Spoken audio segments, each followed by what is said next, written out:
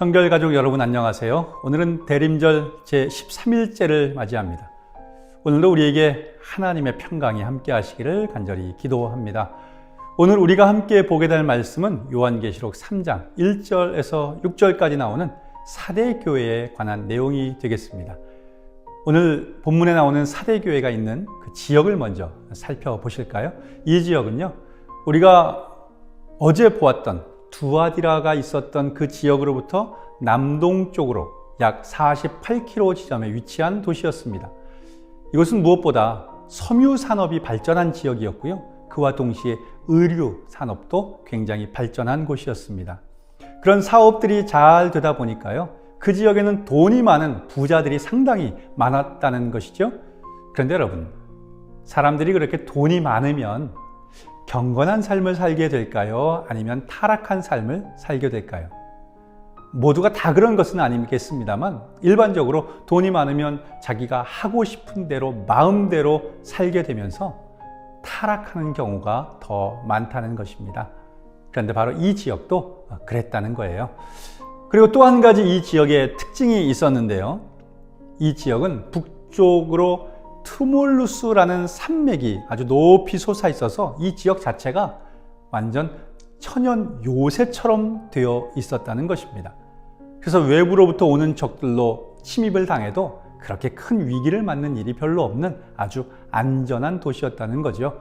그런데요, 그렇게 외부의 적들에 대하여서도 별 신경 쓰지 않아도 되다 보니까 너무 안전해서 그럴까요?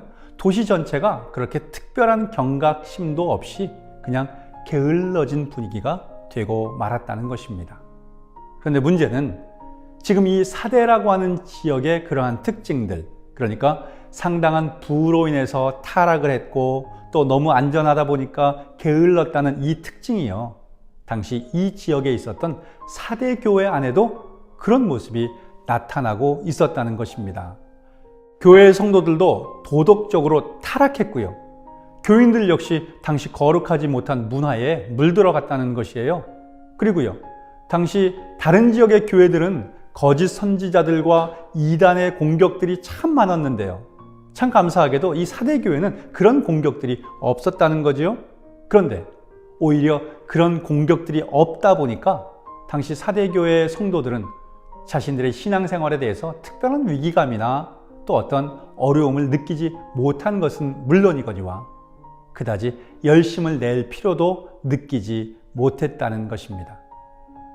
그러니 도대체 이 사람들이 그리스도인인지 아니면 세상 사람들인지 별다른 구분도 되지 않을 만큼 특별히 행하는 것이 없었다는 말씀입니다.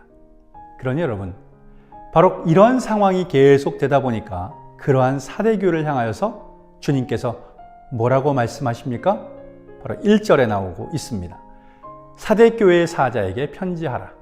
하나님의 7 영과 7 뼈를 가지신 이가 이르시되 내가 내 행위를 아노니 내가 살았다 하는 이름은 가졌으나 죽은 자로다. 아멘. 주님께서는 사대교회를 향하여 살았다는 이름은 가졌지만 실상은 죽은 자다, 그렇게 책망을 하셨다는 사실 여러분 기억하시기를 바라요.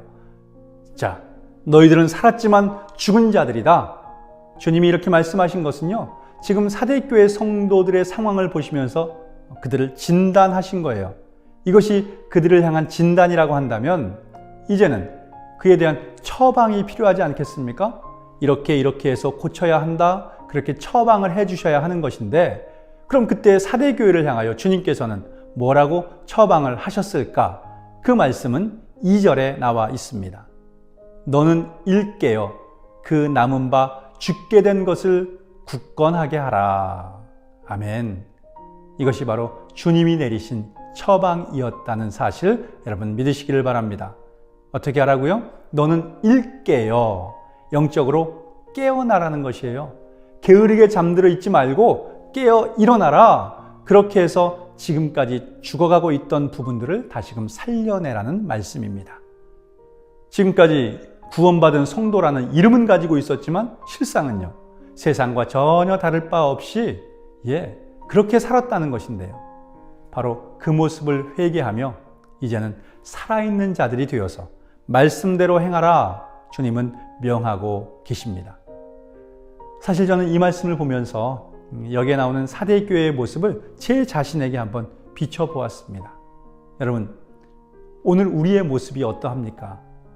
그냥 어떠한 신앙적인 열심이나 특별한 노력 없이 그냥 괜찮다, 이 정도면 되겠지, 그렇게 아니란 마음으로 하루하루를 지나고 있는 것은 아니신지요? 사실 우리 안에 그런 모습들이 있다 보니까 간절히 기도해야 하겠다는 욕구도 별로 없고요. 기도를 한다고 해도 간절히 하지 않으니까 기도가 터져 나오지도 않습니다. 교회를 통해서 봉사하는 일도 그냥 남들이 하는 일처럼만 느끼고요. 일을 한다고 해도 억지로 어쩔 수 없이 그냥 몇 번이나 하고 마는 정도가 되었다는 것이에요. 내 마음을 다하여서 어떻게 하면 주님이 기뻐하시는 일을 할 수 있을까? 그런 거룩한 소망을 품고 먼저 나서서 열심을 내본 적이 없다는 것이죠. 그러니 만사가 늘 귀찮기만 한 것이고요. 신앙생활에 관한 것들은 그저 겉으로만 보이는 형식이 되어가고 늘 마음으로 부담만 되고 조금 지나치면 아주 짜증스러운 일로만 느껴진다는 것입니다. 그러고 보니 어쩌면요, 오늘 본문에 나오는 사대 교회를 향한 주님의 책망과 그 진단은 사대 교회에만 해당되는 것이 아니라 바로 오늘 나의 신앙을 향한, 우리 교회를 향한 주님의 말씀이라는 생각이 들었습니다. 사랑하는 성결가족 여러분, 오늘 사대 교회의 모습을 통해서 우리에게 내리신 주님의 처방을 가슴에 잘 새기시고요. 그 처방을 따라 이제는 온전한 모습으로 고쳐나갈 수 있는 저와 여러분이 될 수 있기를 원합니다.